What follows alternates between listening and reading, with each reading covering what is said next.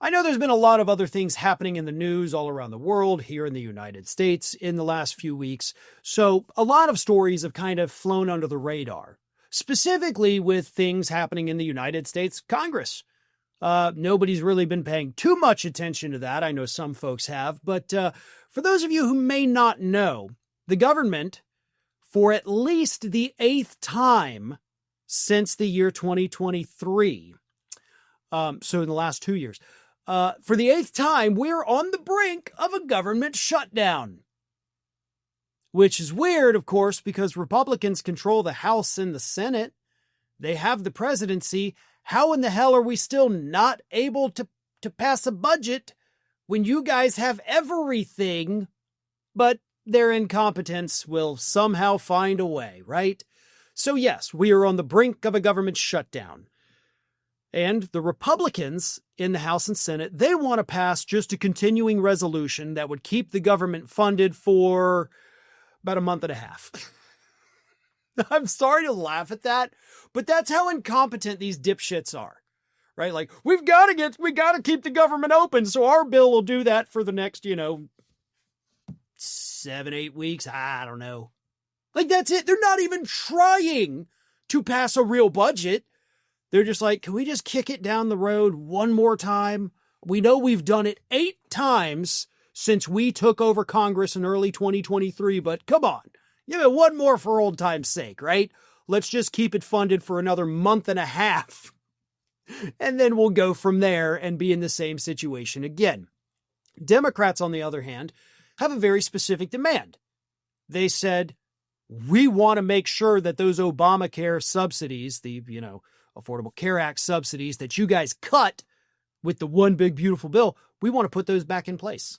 So people do not lose their health care coverage, so that rural hospitals and care facilities do not shut down. So add that to your continuing resolution. Bob's your uncle. We got a deal, Democrats say. So Democrats actually today were supposed to be going to the White House to meet with Donald Trump himself to try to get some deal made so that people don't lose their health care, which of course is costing Republicans big time in the polls. You would think Republicans would be all over this. It's a win-win for you. You keep the government running for another couple days, and you save people from getting kicked off their health care, which they're already pissed off at you for making it happen. You save the people you intentionally hurt. You win both ways. But nope. Republicans got on the phone and told Trump, no, Democrats want to give health care to illegal immigrants. You can't talk with them. So as per usual, after hearing this blatant lie from Mike Johnson in the House and John Thune in the Senate, they both told him the same lie, Trump chickened out. Trump always chickens out. Taco, of course. That's what this is. Trump didn't want to go meet with those mean old Democrats. Here's what Trump said while chickening out of this meeting.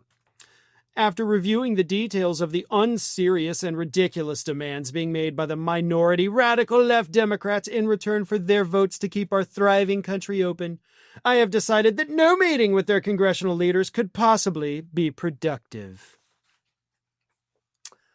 So the great Dealmaker, right? The man who can negotiate his way out of a paper bag, was like, I can't. Oh, I'm scared. They're mean old radical left Democrats.